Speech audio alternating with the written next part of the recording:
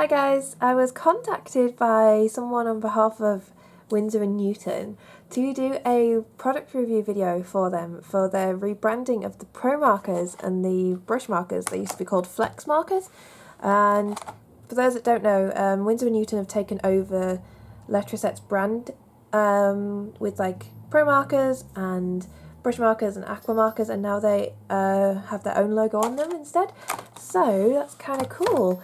And so I'm going to go through them and have a look at the colours and then probably do a little drawing so you can all see like what they're like. I'm also going to compare them to Copics because I know that Promarkers are considered a cheap alternative to Copics, so it'd be nice to see how it holds up against Copic markers. And yeah, so I'll get right on that. So let's go through the brush markers first, because I think these are the closest relating to Copic because they have the brush nib. And so this is a 12+1 set, and it has 12 coloured markers and a blender in the back, which I'm really excited because I've heard good things about the Promarker brush marker blender. So let's have a look at these. We'll also have some random bird noises. So there's a little instruction thing, how to use the blender, I guess. Brush marker nibs, working on paper, other surfaces, overlaying and blending and using the blender. Yeah, so there's that. And then the pens themselves. So, we've got some really, really nice, very vibrant colours. Let's see if I can...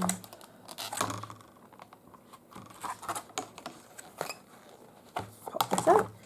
So, here's what the marker looks like.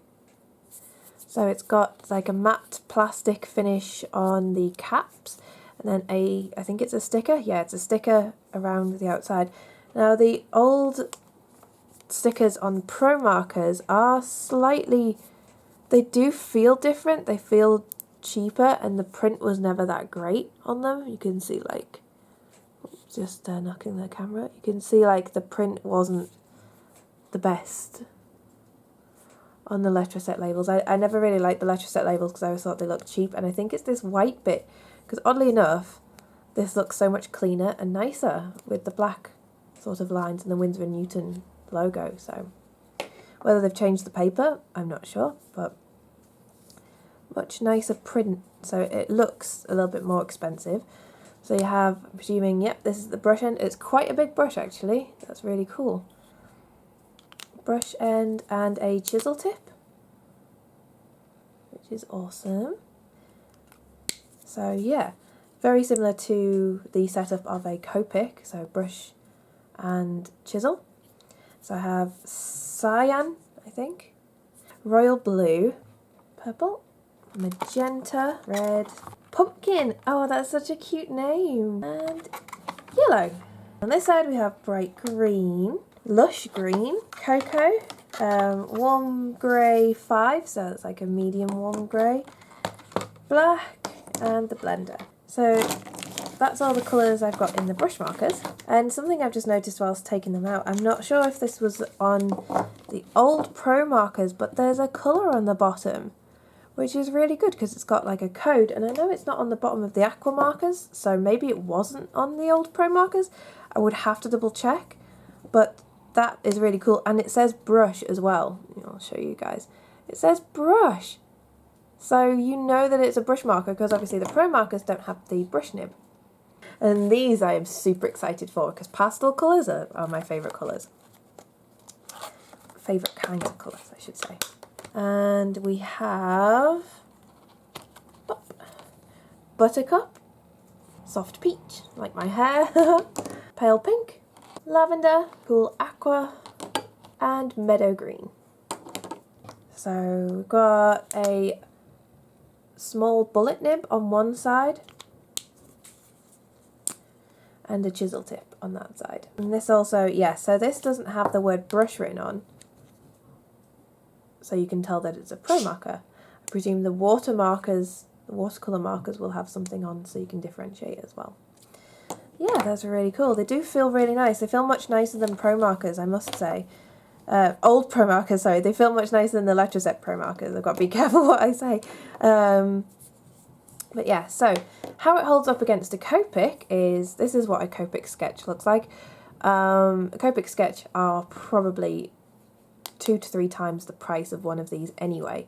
So with a Copic you're paying more, you get the opportunity to refill over time and exchange the nibs. I'm not sure if brush markers are, you can get other nibs, but I don't think you can refill them. Almost positive they're non-refillable.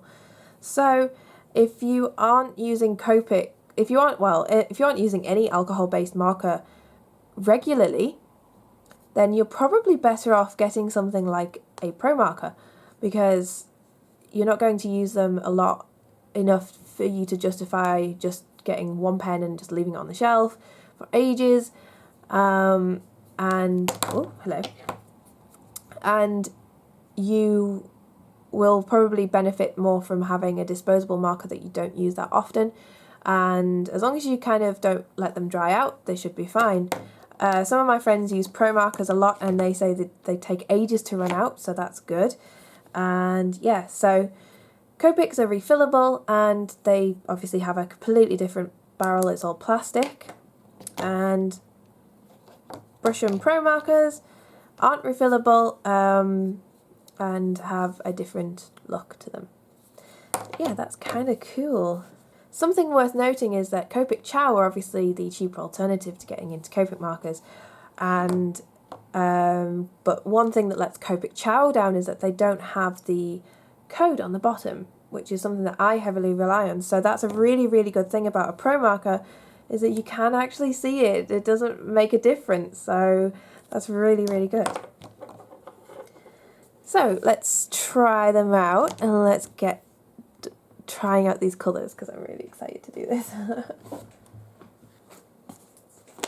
And I'll speed this up so it's super fast. It's a very, very, very soft brush. Can you see that? I noticed this in Bailey's video actually, and she mentioned it. It feels even softer than it looks. Compared to the Copic one, which isn't as soft. It's a bit firmer. But yeah, wow. But the colour is fantastic. Like, that is so vibrant and nice. And it's quite close to the label. So that's really good. So let's try out the rest of the colours.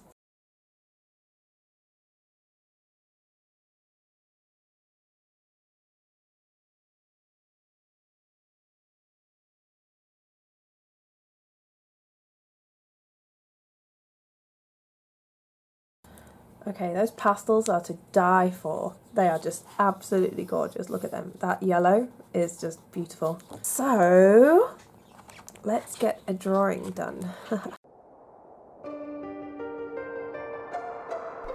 So yes, I decided to draw a drawing inspired by Maiko and Geiko, which is like a really sort of iconic Japanese cultural thing. If you don't know what they are, go and check out that because it's got such a great history, and I am just so totally in love with kimono. I would like to actually get to the point where I have my own collection. That's something that I'm going to definitely have when I'm older, and yeah, so that's why I chose to draw this. The pastel colours just screamed. It was more of a yukata sort of set of colours, I feel. But I wanted to draw, I toyed with the idea of yukata, and then I thought, no, I've got to draw a kimono instead. So I used Pentel Brush Pen on Express-It blending card, and the pencil there is my Palomino Blackwing Pearl, and it's a really, really nice pencil. They're just very expensive. And yeah, so I did the hair by just inking it, rather than actually outlining it and then colouring it in, and I did that just so I got the sort of the shape of the brush pen, because the brush pen has like such a range of like line widths that you can just play with it, and it gives really good hair effect. But yeah, so that you'll just see that here. I didn't have the steadiest of hands, so it's a little bit wobbly. But yeah. The Promarkers are just absolutely excellent. I can't believe how well they blend, and I'm looking at this drawing now that it's finished, and the colours have just blended so well that I'm quite shocked actually. Like, not that I thought they'd be bad, but I've tried like other markers in the past and they've never come quite as close to being as nice as Copic, and considering I used a bullet and a chisel nib, they've actually blended really well. So the ink is really high quality and it's very smooth. It's very, I don't want to use the word like buttery because that's not what I mean. It's just so smooth and it's lovely.